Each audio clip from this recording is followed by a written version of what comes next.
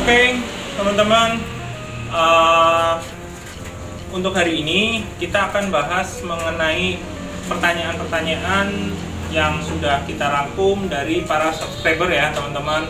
Seperti di video saya sebelumnya yang kita bahas mengenai Laila. Nah, ini lanjutannya. Saya bikin satu video terpisah karena mungkin ini lumayan panjang, tapi saya akan sortir untuk pertanyaan-pertanyaan yang sangat-sangat penting ya. Dan sebelumnya saya sih pasti udah menjawab setiap pertanyaan-pertanyaan para subscriber melalui chat di YouTube itu sendiri. Pasti saya akan balas setiap komen-komen kalian. Nah, ini saya akan bahas suatu komen-komen yang memang kita harus bahas secara verbal, karena secara lisan, karena mungkin secara tulisan aja mungkin kurang begitu jelas. Oke, teman-teman, yaitu ini kebanyakan chat yang masuk ke DM saya maupun melalui ini, yaitu turut berduka cita. Semua adalah dalam masa berduka kemarin. Jadi para teman-teman, para subscriber baik dari Instagram maupun dari YouTube mengucapkan berduka cita. Terima kasih teman-teman. Saya juga sangat berterima kasih karena udah mendukung kita. Memang Laila kemarin sudah tenang ya teman-teman, sudah tidak merasakan kesakitan lagi. Terima kasih teman-teman. Dan saya juga udah ikhlas ya teman-teman ya. Kita akan menyediakan, kita akan mencari lagi untuk istri dari King Kong selanjutnya. Cuman untuk kedepannya saya akan bikin suatu project bahwa saya akan membuat tempat khusus untuk sulcata jumbo ini untuk supaya bisa berkembang biak dengan tempat yang lebih proper lagi. Karena ini saya rasa ini tempat sementara sih udah oke, cukup, karena ini tidak bisa berkembang biak karena lantainya ini belum keadaan tanah ataupun pasir ya, karena masih keramik. Jadi untuk sulcata sendiri itu susah teman-teman untuk breed di posisi seperti ini. Jadi untuk full sulcata itu sendiri juga tidak bisa mating hanya mating aja, tidak bisa ngelok. Sementara kita ingin mencoba memproduksi dari sulcata itu sendiri, mengembangbiakan dari sulcata itu sendiri. Nanti kita next project ke depan kita akan recording tempat itu yang akan kita jadiin the next kandang, the next penangkaran dari sulcata ini. Teman-teman ikutin terus ya videonya.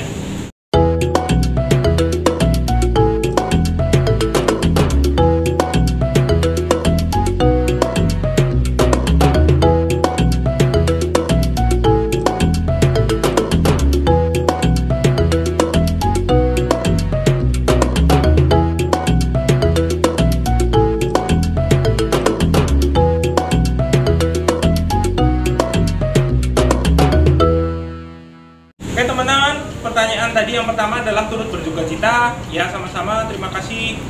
Terus pertanyaan selanjutnya, sebagai newbie turtle saya turut berduka cita buat Laila, masih mengenai topik berduka cita. Oke, ini pertanyaannya selanjutnya adalah untuk penjemuran itu setiap hari atau berapa kali dalam seminggu. Nah, ini udah saya sering sekali menjawab pertanyaan tersebut ya teman-teman. Diusahakan teman-teman kalau untuk penjemuran itu lebih baik setiap hari teman-teman. Jadi teman-teman sesibuk apapun, walaupun misal tidak sempat untuk menjemur, teman-teman bisa untuk menyediakan waktu kurang lebih 10-15 menit untuk menjemur kura-kura kalian. Kalau tidak sempat apa, ya udah menggunakan lampu aja nggak apa-apa. Lampunya lampu yang seperti saya sebelumnya saya ceritain, yaitu lampu UVA dan UVB. UVA-nya itu bisa menggunakan merek apa aja boleh teman-teman, cuman ada satu merek yang bagus, itu namanya merek Sunglow ya teman-teman ya. Teman-teman bisa menggunakan itu. Oke? Nah, terus untuk buahnya pepaya mau? Oh, jelas mau, karena pepaya itu salah satu raja buah ya teman-teman. Kandungan gizinya bagus, terus gampang didapat dan bisa memperlancar metabolisme pencernaan dari kura-kura tersebut. Oke? Terus pakan keseharian apa aja? Pakan keseharian saya udah biasa sering ceritain, base food ya. Kita pakan keseharian adalah kebanyakan sayur sama buah-buahan ya teman-teman. Buah-buahan seminggu 2 kali, sisanya seminggu juga 2 kali timun, dan sisanya adalah kita memberikan sayur-sayuran. Oke. Nah, untuk pertanyaan dari Alvarel Bagus Aktivian mengenai diposong ya, mahal atau enggak mas di situ? Jadi untuk mahal sih sebenarnya saya rasa nggak mahal, karena di situ kita bisa menikmati kopi dengan disertai dengan pemandangan alam yang sangat indah ya teman-teman. Bukit Kosong itu jempol 2 teman-teman, saya kasih rating ya, karena di situ sangat udaranya bersih, dingin di tengah-tengah kebun kopi, terus dan kebun teh, terus habis itu kita bisa melihat pemandangan 7 gunung. Saya sebelumnya udah pernah ke situ, cuman pas kemarin saya niatin untuk menge-vlog di situ, ternyata banyak kabut, jadi sehingga tidak dapat pemandangan. Tapi oke teman-teman bolehlah nanti searching aja di Google Bukit Kosong seperti apa. Oke? Kalau enggak next perjalanan selanjutnya ke sana, barangkali saya selanjutnya ke sana ingin naik gunung, saya akan sempetin ke Bukit Kosong lagi untuk recording bahwa di sana pas tidak ada kabut seperti apa. Oke? Nah, pertanyaan selanjutnya adalah, Mas, kandang baby sulcata saya pakai lampu yang 80 watt, suhu bisa sampai 40 derajat. Bahaya nggak? Nah, saya jawab ya teman-teman. Kalau suhu nyampe 40 derajat itu bahaya teman-teman, bisa menyebabkan dehidrasi. Suhu yang bisa ditoleransi untuk sulcata sendiri, sulcata baby pada umumnya, itu yaitu 34 derajat teman-teman. Suhu ruangan sebesar 34 derajat itu udah sangat ditolerir, udah maksimal, nggak bisa. Jadi kalau nyampe 40 derajat teman-teman harus hati-hati. Syukur-syukur teman-teman bisa menyediakan tempat wadah, jadi lampunya itu di sini, sebelah sininya adem, jadi nggak merata semua 40 derajat. Mungkin 40 derajat hanya sisi yang kena lampu, jadi sebelah sini enggak. Jadi kalau lagi kepanasan, sulcata bisa ke sini, itu lebih bagus. Oke? Pertanyaan selanjutnya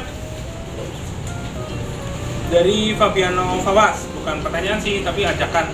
Mampir dong Om, saya Temanggung, bawa maps rumah iguana papuan. Nah, sorry, jadi pas chat ini masuk, saya posisi udah di rumah teman-teman. Jadi memang update videonya itu kita late update, jadi late upload, jadi ya kita udah nyampe rumah. Next ya, kita akan kalau kesana kita akan kontak, kita akan syukur-syukur kita bisa gathering bareng dari sana. Oke? Kalau pas jemur sampai selama itu boleh dikasih satu water dish nggak? Boleh. Jadi water dish itu malah suatu keharusan teman-teman. Jadi teman-teman kalau lagi menjemur, syukur-syukur ada water dish-nya supaya kura tersebut kalau kepanasan bisa ngambil air di situ, entah berendam atau entah untuk minum. Walaupun sih memang sangat jarang sekali saya melihat kura-kura sulcata minum. Hanya mungkin saya beberapa kali bisa sering melihat sulcata itu minum. Mungkin 1 atau 2 kali saya pernah melihat sulcata itu lagi minum, tapi sisanya saya jarang melihat. Cuman teman-teman bagus sediain aja. Oke? Miladia Afifatunisa, ikut belajar ya Mas, monggo silakan. Kak, aku sudah semua subscribe dan follow IG kakak, tapi oke, terima kasih udah follow sama subscribe. Oke teman-teman, tapi belum dapat giveaway. Mungkin belum beruntung ya, mungkin belum beruntung aja, mungkin bulan depan bisa lebih beruntung lagi untuk mendapat kura-kura. Oke teman-teman, Tor Tegal, betul. Jenis kembang sepatu hibiscus variegata boleh dikasih juga enggak? Setahu saya hibiscus variegata adalah jenis hibiscus juga, jenis daun sepatu juga, tapi untuk yang kembang daun sepatu yang hias ya teman-teman, saya sih belum pernah untuk mencoba teman-teman. Jadi saya memberikan daun kembang sepatu ini yang seperti ini daunnya yang seperti ini, yang biasa itu, kalau nggak daun mugre sama daun kembang sepatu. Di video saya sebelumnya saya udah pernah bahas, saya pernah ngasihnya cuma itu teman-teman. Kalau untuk variegata saya belum pernah kasih ya teman-teman. Lebih baik sih jangan jangan dikasih Pak, karena itu tanaman hias, mungkin mengandung getah yang lain ya, yang tidak baik untuk kura-kura. Lebih baik sih yang sudah yang udah pasti aja, itu kembang sepatu yang biasa itu, yang banyak tersedia di pinggir-pinggir jalan juga. Mungkin Bapak juga boleh menanam di rumah ya Pak, tanaman itu sangat aman dan salah satu best food. Terus dari pertanyaan selanjutnya, batok kura darat kalau diusap minyak kelapa atau zaitun boleh nggak? Boleh nggak apa-apa. Minyak kelapa atau minyak zaitun boleh, karena itu minyak alami. Yang penting kita memberikannya jangan banyak-banyak, kita kasih secukupnya aja, karena terlalu banyak minyak itu malah mengganggu penyerapan dari UVA UVB dari sinar matahari yang masuk ke tubuh kura-kura itu sendiri, karena terhalang oleh minyak. Oke teman-teman, yang penting jangan terlalu tebal ya. Oke, ini sedih ya lihat sulcatanya. Iya betul, memang lihat Layla itu saya sendiri juga, saya pribadi sangat kasihan teman-teman melihatnya. Kalau misal uratesnya nggak keluar gimana ya? Nah ini pertanyaan bagus ya teman-teman ya. Teman-teman boleh ikut menyimak nih pertanyaan ini. Ini pertanyaan sangat bagus. Kalau misal uratesnya nggak keluar gimana ya? Jadi seperti ini teman-teman.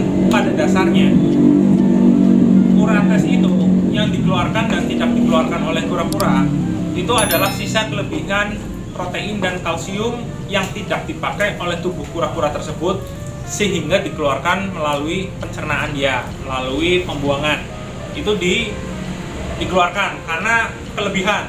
Istilahnya sama seperti kita kalau kelebihan makanan yang tidak diserap oleh tubuh, kita buang melalui pup, yaitu sebagai kotoran ya. Sama juga seperti kura-kura. Jadi kalau kelebihan kalsium dan kelebihan protein, mereka membuangnya melalui urates. Dan bagaimana kura-kura tersebut kok tidak mengeluarkan urates? Jadi selama kura-kura tersebut masih pup dan masih pi, masih kencing, tapi tidak mengeluarkan urates, itu no problem teman-teman. Karena dia tidak memiliki kelebihan sisa dari kalsium tersebut, jadi tidak dibuang melalui urates. Masih aman-aman aja teman-teman, paham ya nyampe di sini ya. Jadi kalau misal nggak ngeluarin juga nggak apa-apa, karena mungkin dia masih mencukupi kebutuhan dari kebutuhan kalsium itu sendiri.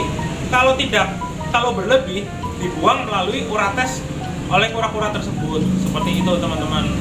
Jadi teman-teman paham ya. Jadi masih banyak pertanyaan mengenai kok kura-kura saya tidak mengeluarkan urates bang, kok kura-kura saya uratesnya banyak sekali bang. Nah itu nggak masalah teman-teman. Urates banyak sekali karena sisa kelebihannya juga banyak. Mungkin konsumsinya terlalu banyak, tinggi zat besi di dalam sayur mungkin, atau mungkin protein di dalam pelet mungkin yang tidak terpakai, tidak terbuang karena kura-kura tersebut memiliki tempat yang sempit, jarang jalan-jalan ke sana kemari, jarang berolahraga, jadinya dibuang dalam kelebihannya melalui urates itu sendiri. Kalau urates nggak dikeluarin, itu bahaya teman-teman. Jadi tanda tanyanya kalau urates nggak keluar, itu urates nggak keluar dan pup juga nggak keluar, itu bisa menjadi BS seperti Laila kemarin. Jelas ya teman-teman ya untuk pertanyaan urates kalau nggak keluar. Ini pertanyaan sangat bagus sekali. Semoga teman-teman ikut menyimak dari video ini ya. Ini sangat penting ini mengenai urates ini. Oke teman-teman, saya rasa sih pertanyaannya udah saya sortir sih. Sekian aja. Ini pertanyaan-pertanyaan tadi yang bagus-bagus. Teman-teman, terima kasih udah nyempetin nonton video saya. Dan terima kasih udah ikut komen di video-video saya. Pertanyaan-pertanyaan apapun pasti saya jawab. Oke teman-teman, terima kasih atas segalanya teman-teman, atas dukungan untuk video di Kura Tegal ini sendiri. Oke, terima kasih teman-teman. Saya pamit undur diri. Salam lestari. See you at next video. Bye bye.